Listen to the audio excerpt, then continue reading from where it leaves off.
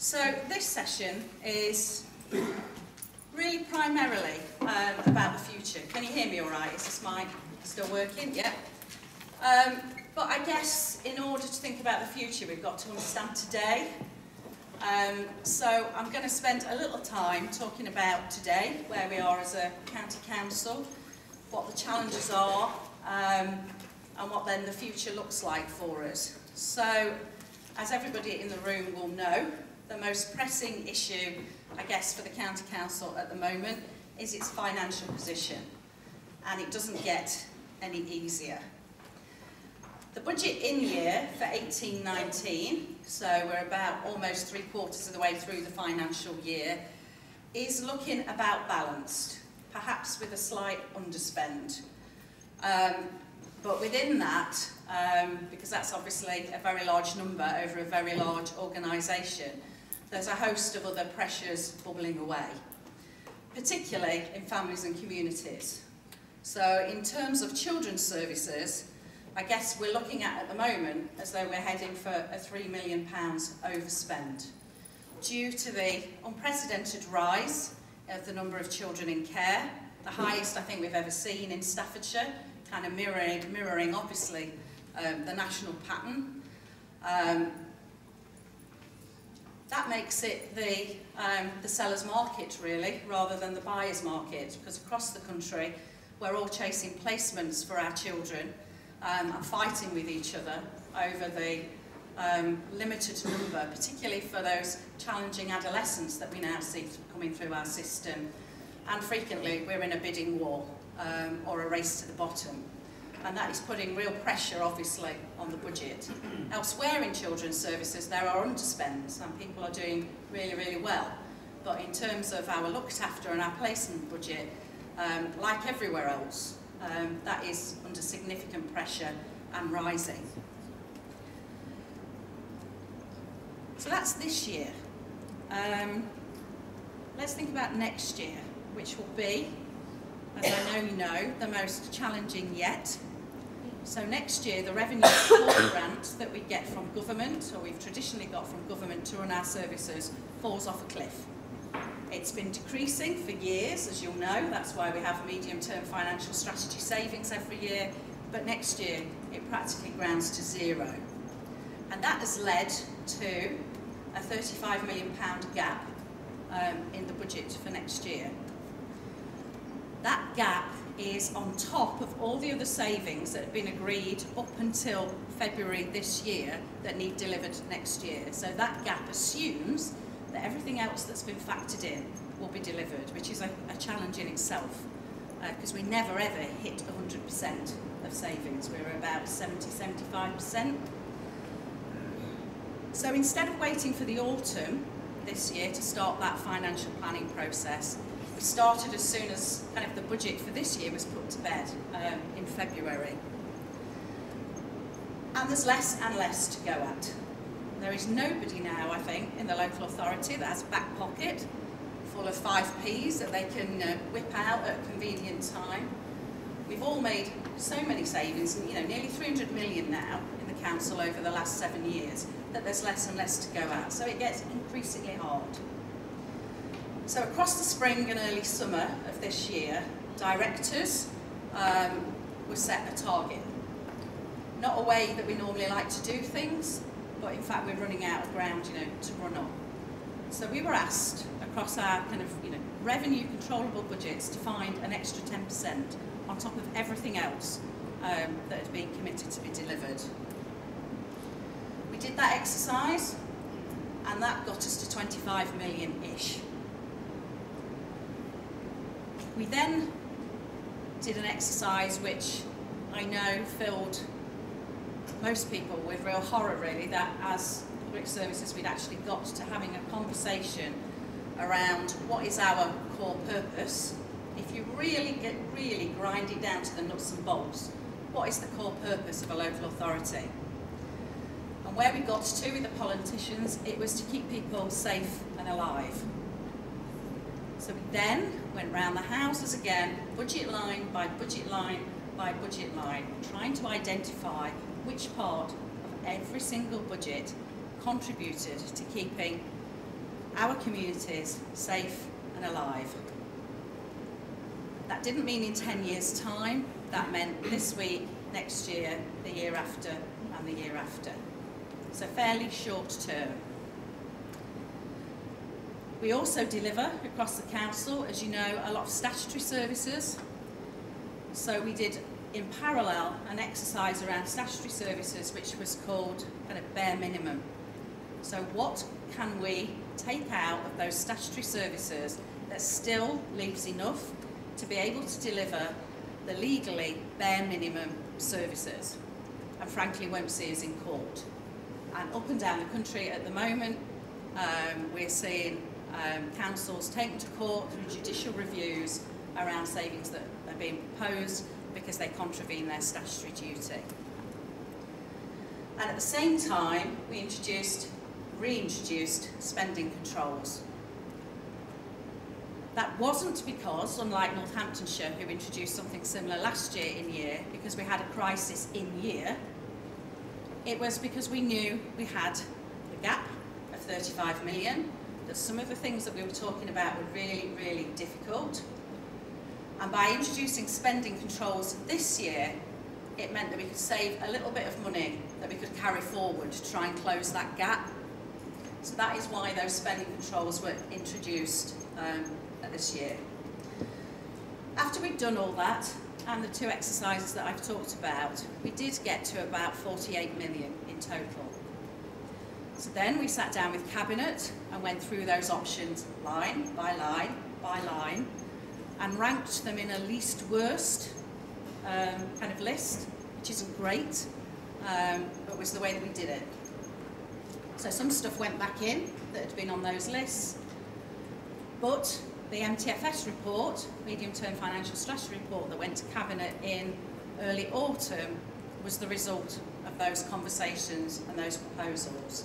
And you'll see long, long lists of items in there that are included as part of closing that £35 million gap. Having said that, there was an area of the council that did not have to participate in that 10% and Safe and Alive exercise. So the council agreed, following a visit from Ofsted in the summer, and the significant challenges we're facing with looked after children numbers and the significant challenges in our retention and recruitment of workforce, that children's social care, in terms of social workers and local support teams, would not have to go through that exercise. So that meant, for the rest of the council, including the rest of this directorate, but particularly the rest of the council, had to find that missing amount, which was a huge challenge for people like Darryl, around highways, but a particular challenge for two areas. So in terms of all the MTFS savings that are going through finally in January to Cabinet, adult social care, in the totality of the savings next year, are delivering over half. So 50% of savings to come out of adult social care. And then colleagues that work in corporate services, in support services, legal, TSU, anything else which is finance, which is centrally based, they are taking out, across all of their services, between 30 and 50%, which is huge in one go. I guess the reason I'm telling you this is for everybody to kind of appreciate this is difficult for everyone. It's really difficult for families and communities, but there is no one in the local authority that is not experiencing some really, really difficult times and difficult decisions. On top of that, there was an agreement through Cabinet to accelerate the property disposal programme. We still have over 100 properties across the county.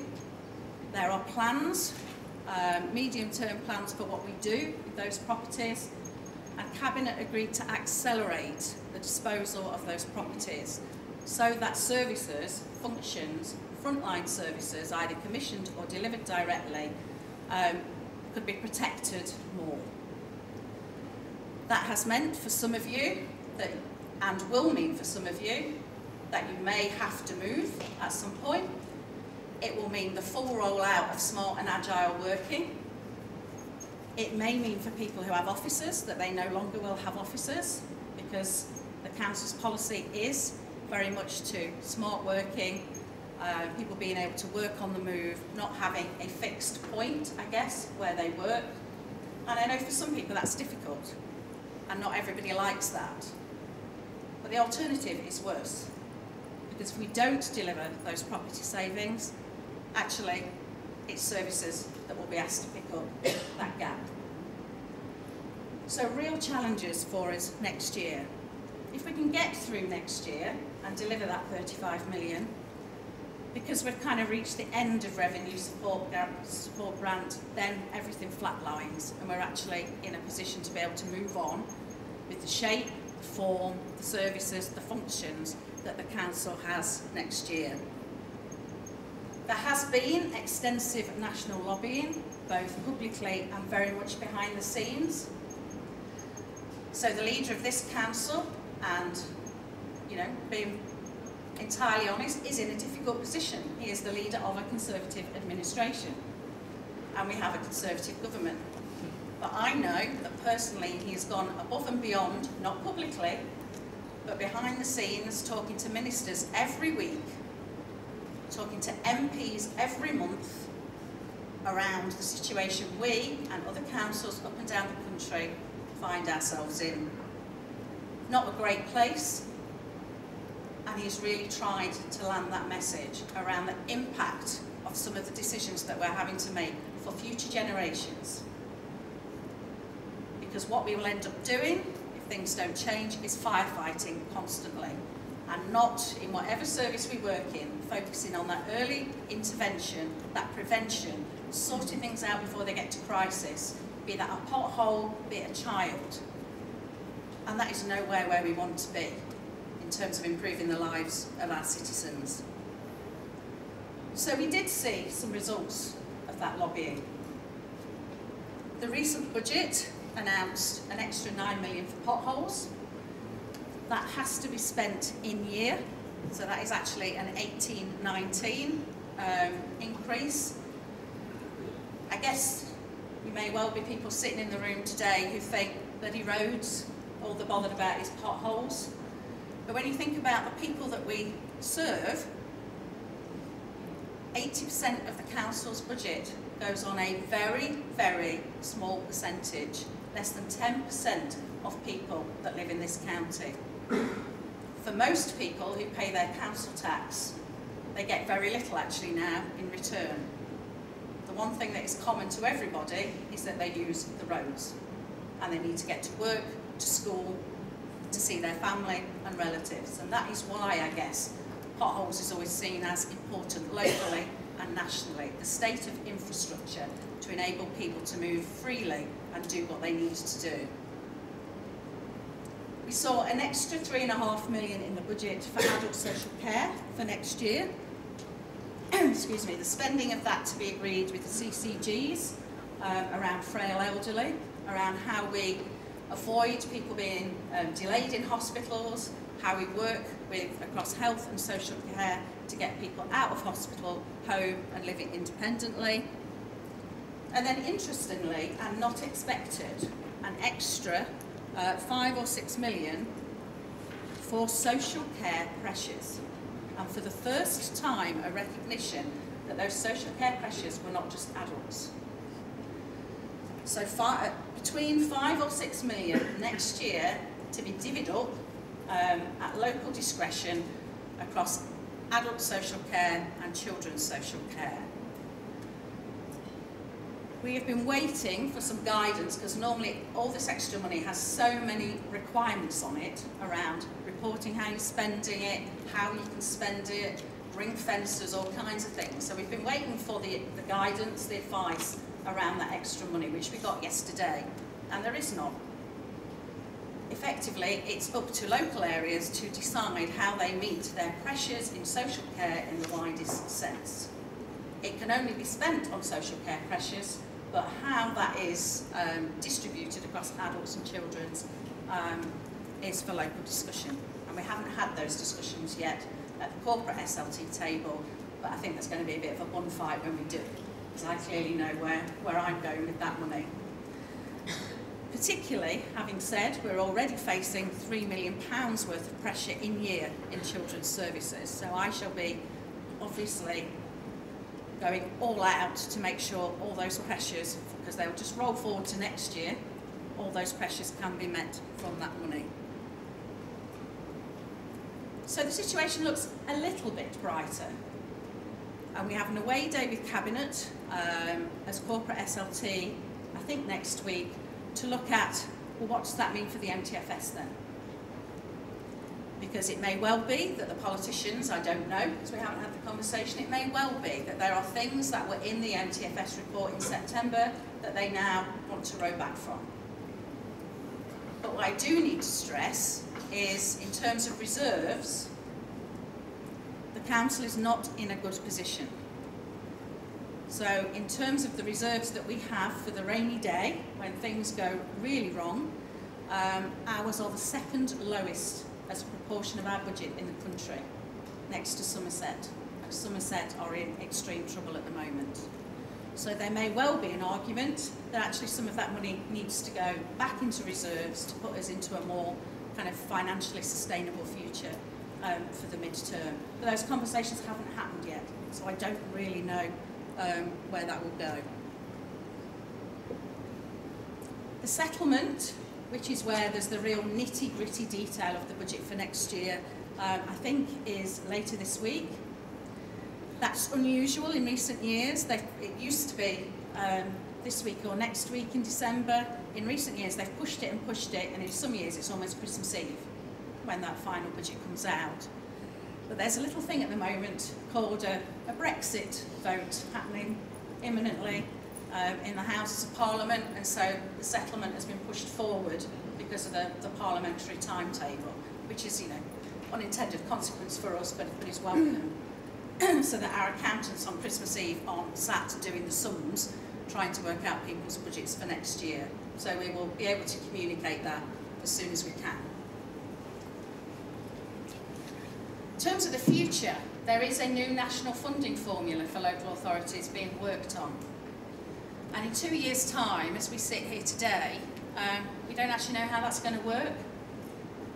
There was, before Brexit, some very major discussions going on between local authorities and the government around councils becoming self-funding.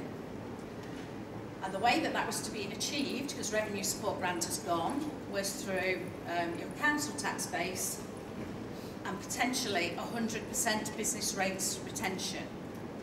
There'd be some equalisation nationally, because if you took Gateshead and compared it to Westminster in terms of business rates, then you're talking two different planets around the amount of funding that there is per head through that process. So there would be equalisation, and there'd be no losers on the previous year's base.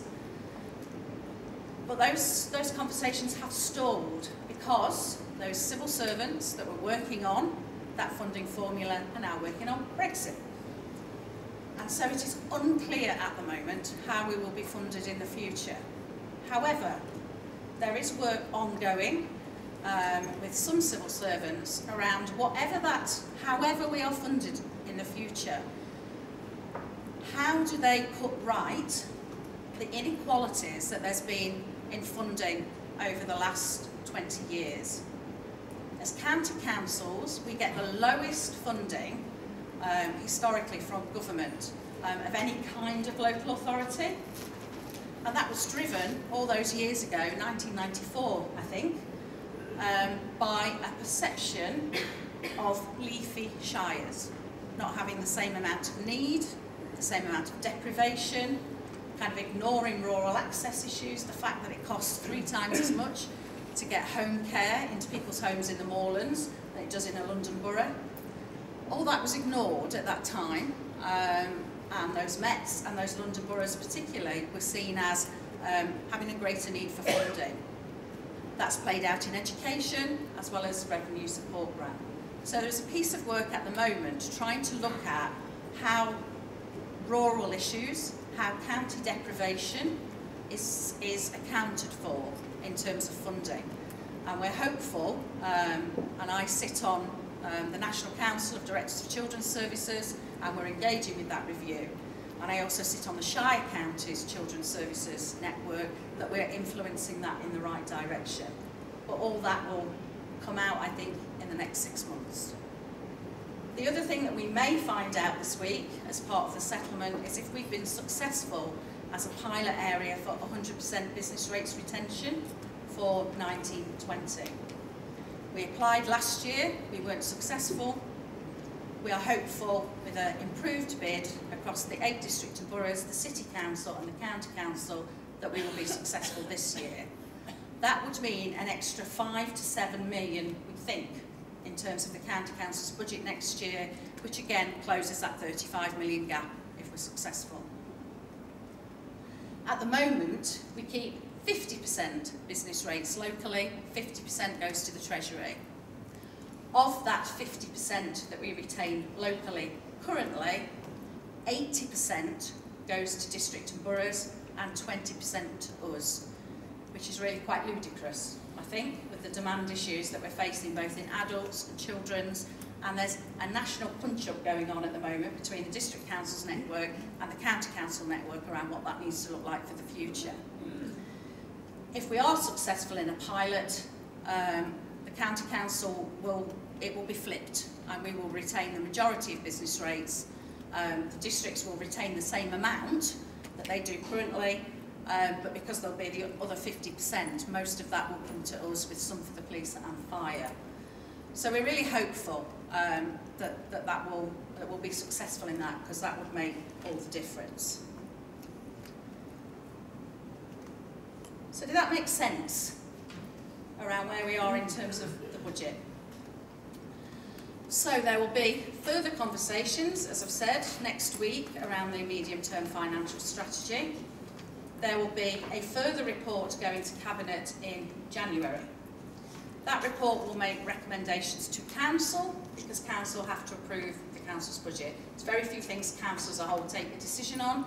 Appointing a Chief Exec is one of them, and approving the Council's budget is the other. So it will be February before everything is kind of, you know, every I's dotted and T's crossed. So we need to get through 1920, kind of is the message, and we need to deliver. Whatever Cabinet decide around the extra funding, there will still be, across the Council, some really difficult things to do.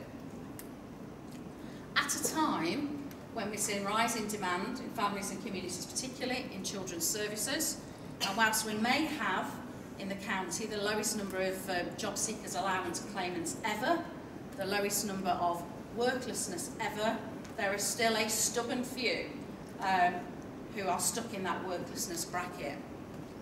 And for those who are working on lower wages, actually they've not seen their wages increase in line with the cost of living. So it feels harder at the moment for working families.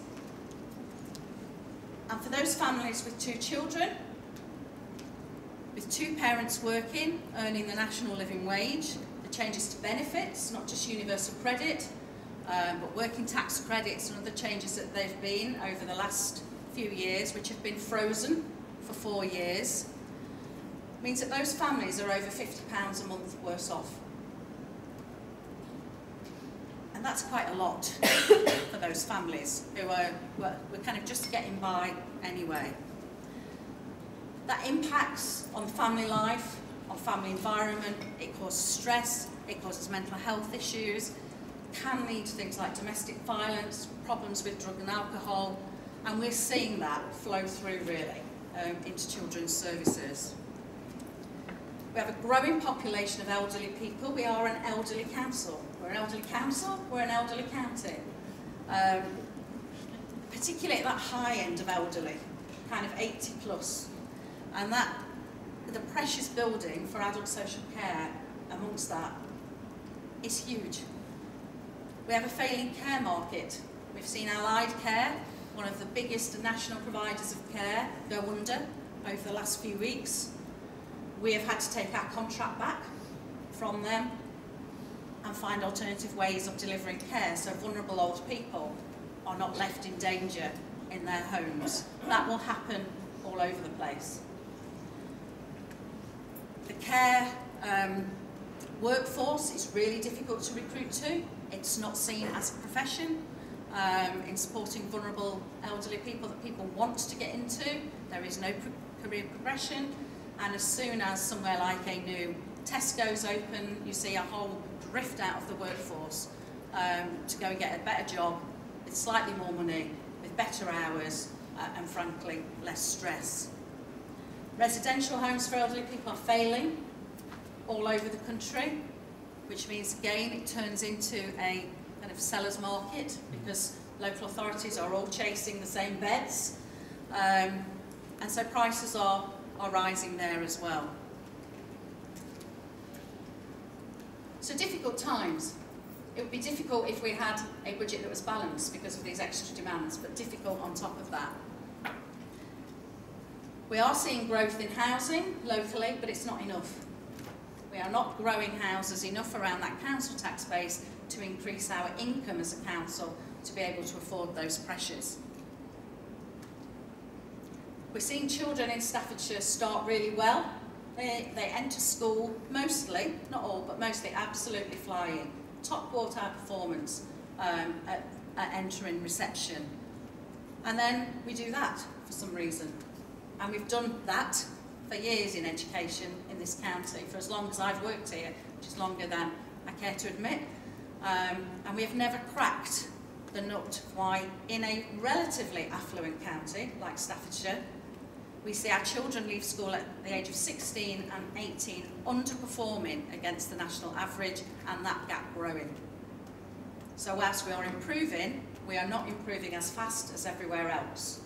And we are now, I think, one of the worst performers in terms of county councils around education achievement at age 16. And we need to really sort that for the future, because we all know the advantages a good education, a good start in life gives you in terms of your outcomes in later life.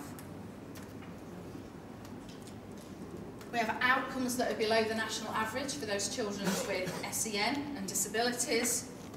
We're seeing childhood obesity on the rise. We're seeing infant mortality higher than the average in the county. And we're seeing hospital admissions for young people not be where they want to be. So we've got a lot to do in terms of the future, a lot of challenges. So how are we going to do it? With less money, with less people, and with rising demand.